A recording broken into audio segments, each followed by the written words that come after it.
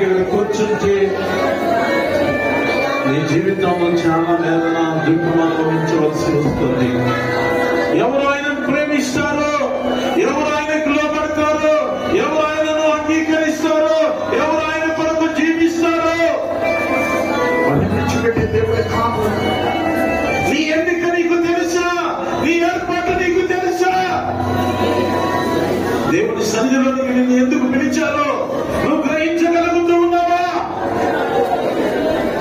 ఎందుకు ఇంకా కఠినమైన హృదయముతో, ఎందుకు ఇంకా రోత మనసుతో, ఇంకా ఎందుకు పాపము యొక్క జీవితంలో